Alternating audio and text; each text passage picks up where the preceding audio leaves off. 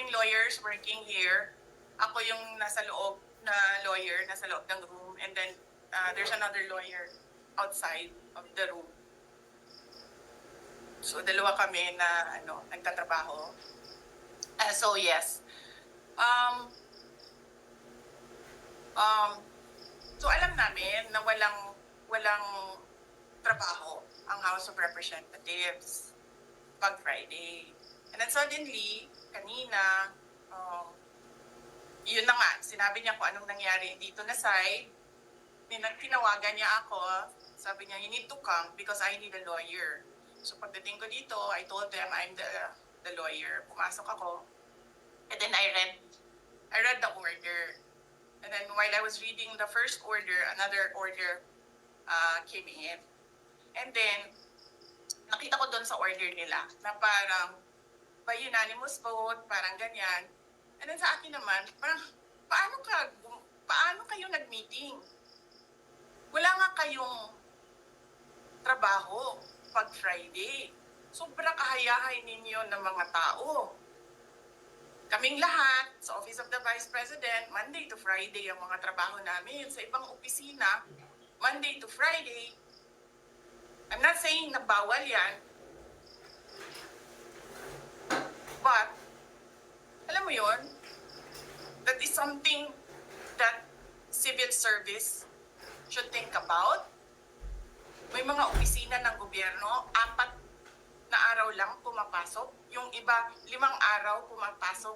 Nandyan sa daan, sa init, sa ulan, nandun sa bundok, naglalakad, tumatawid ng mga sapa, Monday to Friday, mga government employees. And then we have a House of Representatives, Monday to Thursday lang ang trabaho.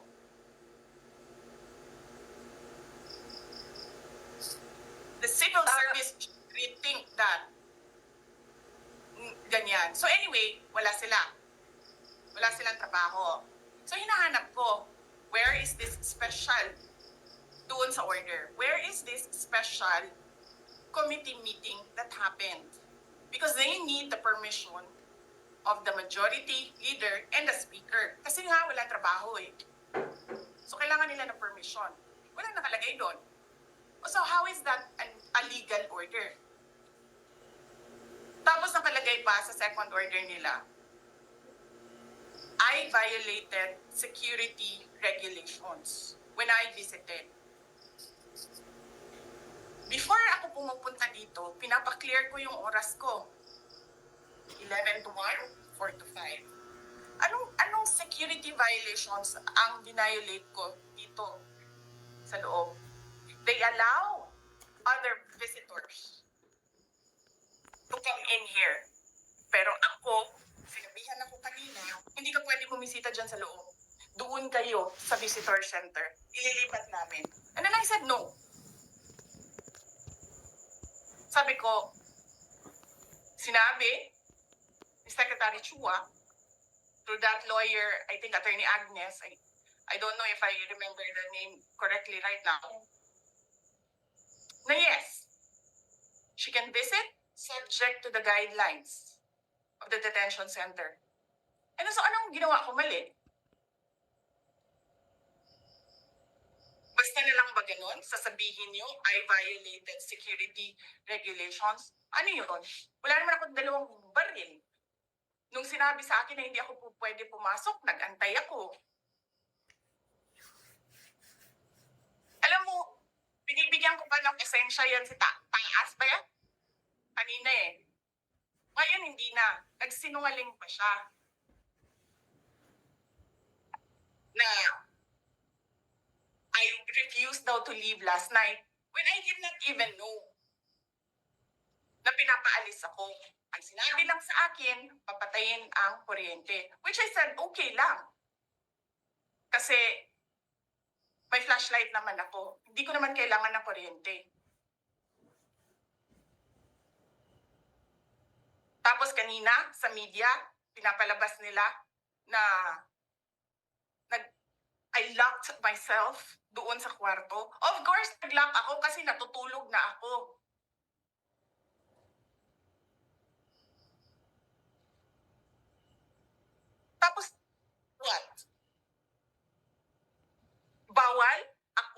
magstay sa opisina ni Congressman Pulong Duterte. Bakit? Is not that government property?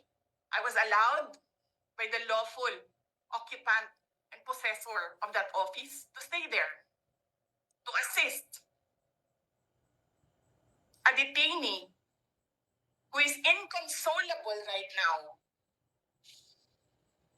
Na hindi mo na alam kung yung sakit niya sa likod is a heart attack o ano, kasi hindi nila pinapapasok yung doktor. Diba? So yes, hinahanap ko kanina, sabi ko, where is this permission from the speaker?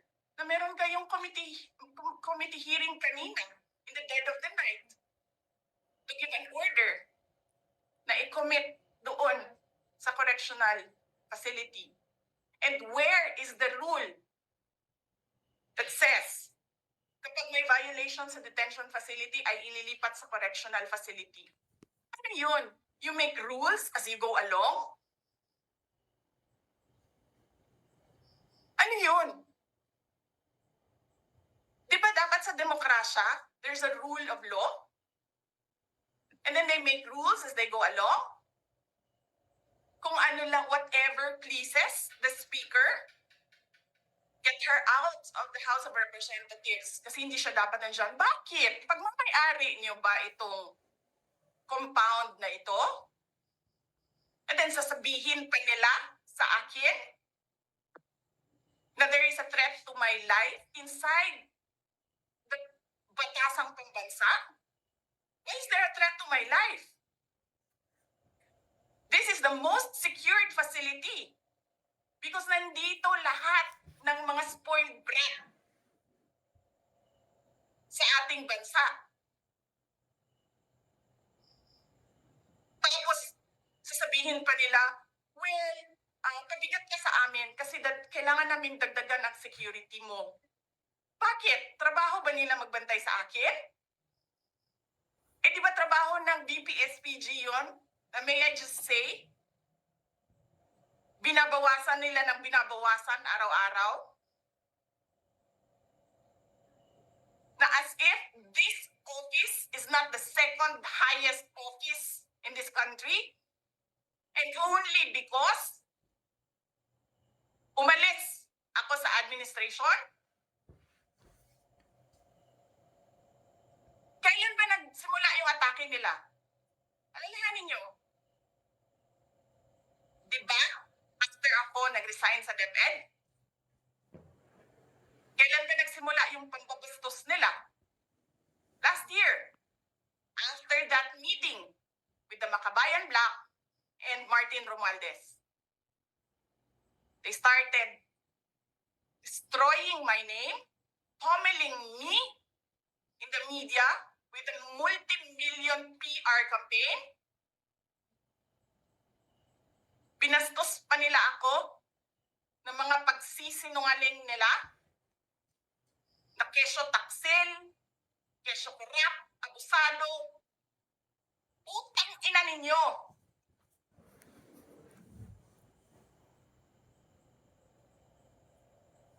Sino ang korap? Yung mga congressman na yan na nag-hearing, anong sinasabi nila? Pagkatapos, pag na-off na ang mic, pag wala ng media, pasensya na kayo ha. Kailangan kasi namin ng pera. Mag-i-eleksyon na kasi. Pakisabi kay Sara ha. Hindi ko naman gusto tong ginagawa ko eh. Eh putang ina, hindi mo pala gusto ginagawa mo eh. Bakit mo sinisira pangalan ko? Joey Chua.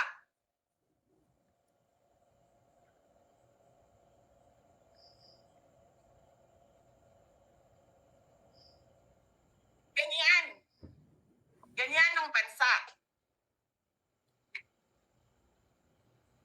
This country is going to hell because we are led by a person who doesn't know how to be a president and who is a liar. Alam nyo anong pruweba ko na sinungaling siya? Tinanong ko, dalawang businessman. Matagal na sa negosyo ng bigas. Because I was concerned This is a campaign premise. 20 pesos na kilo ng bigas. And so, I really sat down and talked to a businessman. Sabi ko, sabihin mo sa akin, kung magagawa ba yung 20 pesos? Sabi niya, hindi. Napaka-imposibleng gawin yan. Because more than 20 pesos ang cost. Paano ka magbenta ng palugi? So tinanong ko, nagsinungaling ba siya nung sinabi niya? And then he said outright, yes. It's either he did not know what he was talking about, that's so incompetent, or he was lying through his teeth to get the votes of people. Ang ina ninyong lahat. Martin Romualdez, Lisa Marcos, Bongbong Marcos.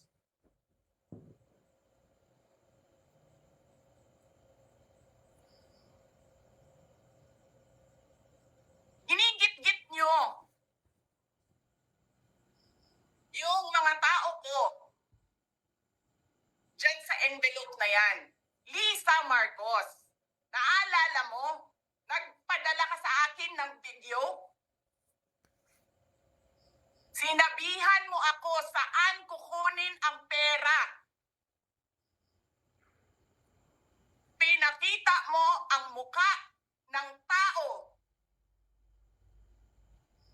doon sa video message mo. This is she's been working with us for the longest time. We trust her. You sent me written instructions about money. Millions a month.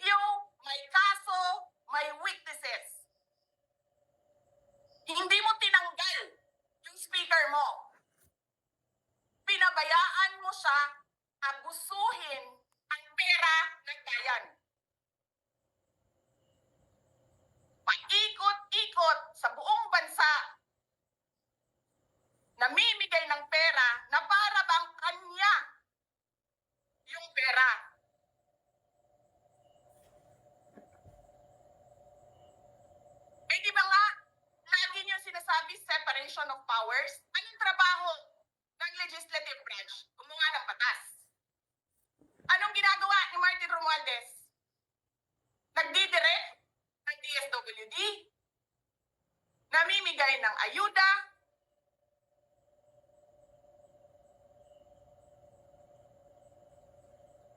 nagsasabi kung anong bibigay, anong ibibigay, anong gagawin, sino ba ang presidente dito?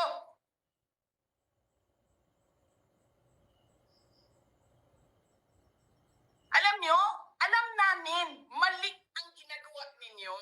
Sinabihan ko lang mga kasama ko sa Office of the Vice President, pasensya na, sumunod na lang tayo para matapos na sila.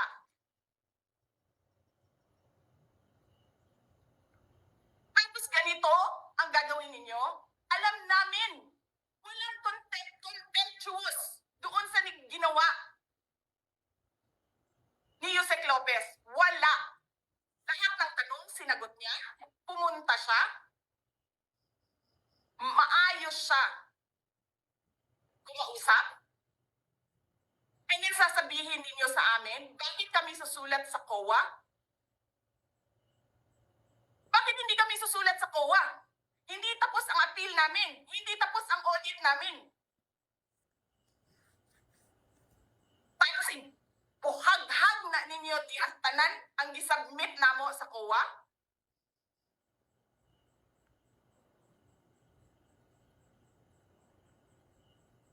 Tama ba yun? I have a video of Chairman Gamaliel Cordoba.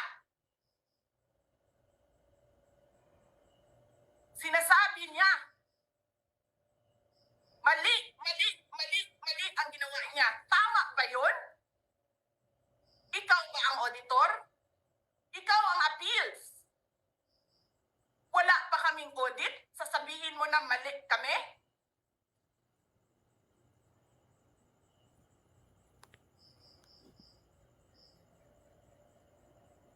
Ang ina ninyo.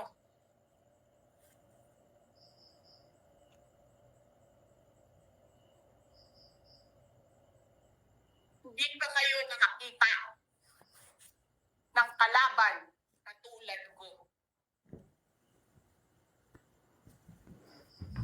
Nagpigil ako na nagpigil. Kasi masama sa bayan. Hindi maganda ang political instability.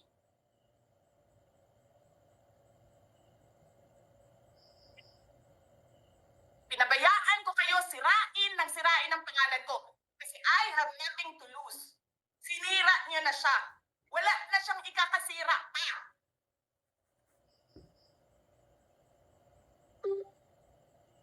Tapos ganito ang gagawin niyo.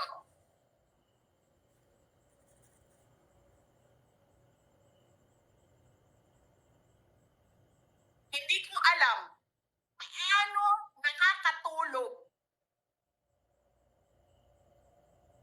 ang Chief of Staff ng Armed Forces of the Philippines. Gabi-gabi, mahimbing ang tulog mo. Ganito ang bayan natin. Bilyon ang nawawala.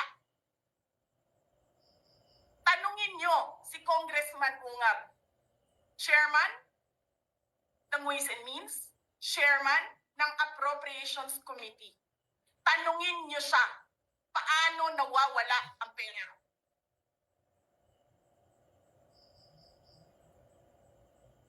Paano nyo ginagel ang pera ng Department of Education? Martin Romualdez. In-attach nyo ang projects na hindi man lang dumaan sa paaralan, sa SDS, sa region, even sa central office. Basta na lang listahan ng mga congressman. 19 billion. Tapos, nung 1 billion na lang ang naiwan sa DepEd, anong ginawa nyo? Kinuha nyo ang 5 billion sa repairs, nilipat nyo para mukhang lumaki ang pera.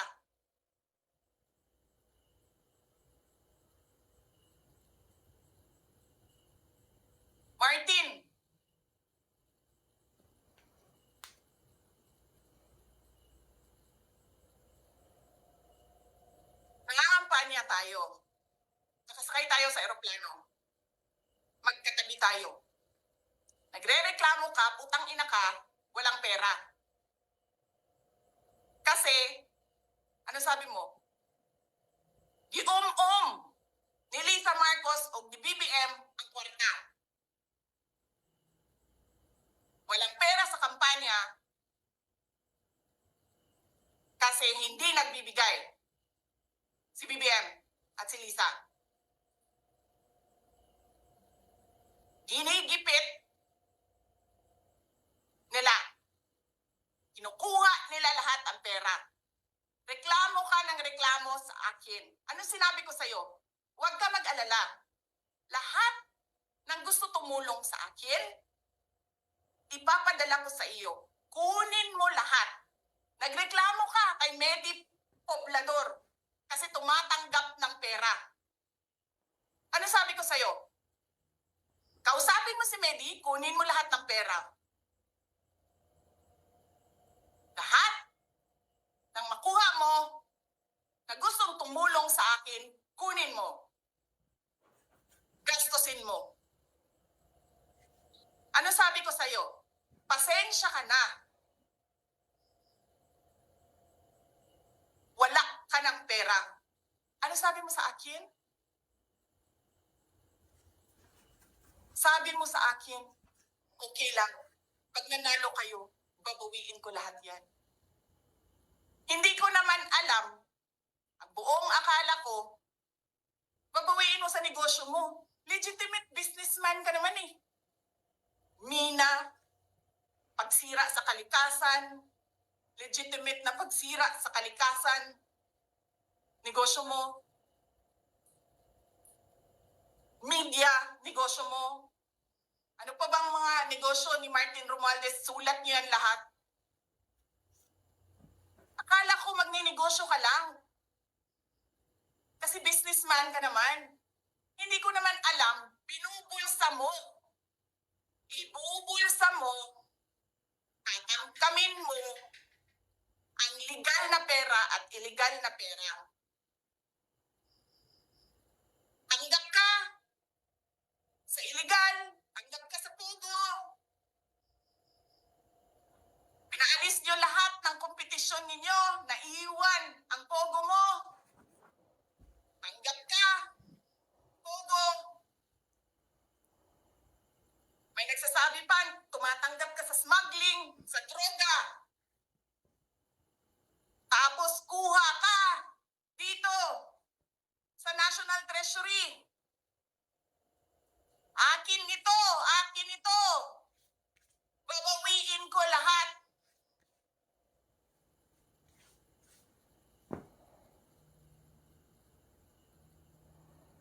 Masakit sa akin, Martin, hindi yung pagsira ng pangalan ko eh. Ang masakit sa akin, maalis mo man ako sa presidential race, hindi pa rin ikaw ang presidente. King ina mo. Walang buboto sa'yo. Please lang. Wala.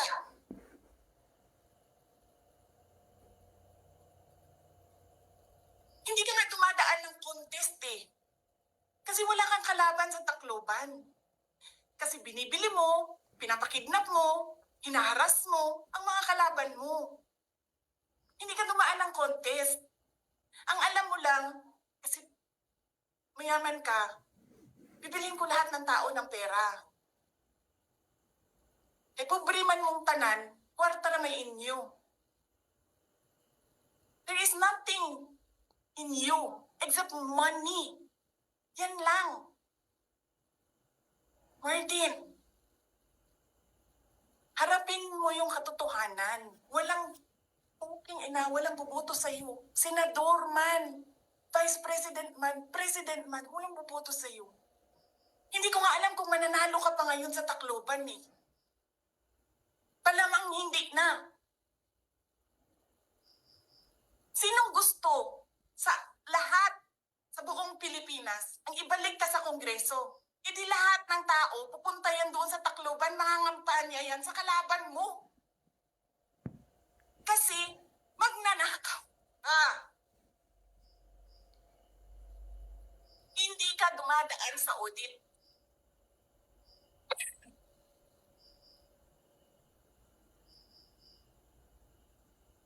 Milyon-milyon, buwan-buwan. Certification lang ng congressman. 1 million, 2 million, pirma lang. Alam nyo, bakit alam ko? Kasi may MA din ako. May MA ako sa DepEd, may MA ako sa OVP. Pero sa akin, nire-require ako ng resibo. Nakuha. Pero alam ko, certification lang ang kailangan. Pero nagko-comply ako. Bigay nyo lahat ng resibo. Pero ikaw, pirma mo lang, hindi mo nga ata pirma yan. Pirma lang ng staff mo yan. Milyon-milyon dyan sa Committee on Accounts. Lumalabas ang pera.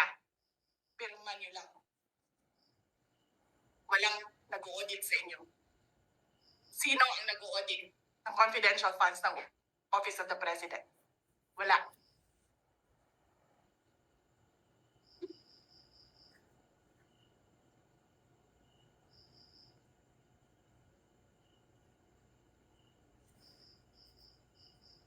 Yan ang Pilipinas. Yan ang bagong Pilipinas.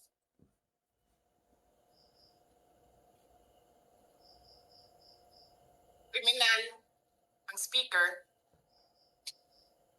Bakit ko nasabi kriminal siya? Basahin niya yung kaso niya sa United States of America. Sinungaling, presidente.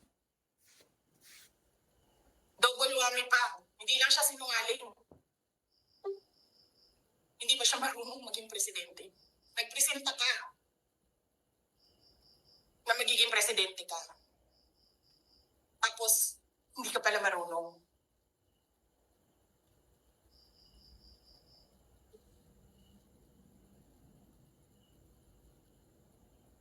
Sarap-sarap ng kain ninyo, buffet, dyan, dito, sa House of Representatives. Alak, lahat. Lahat ng juice, lahat ng mamahaling wine.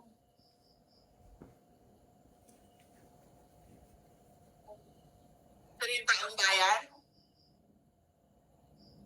bayan, na pinamisan ninyo ng 20 pesos na rice,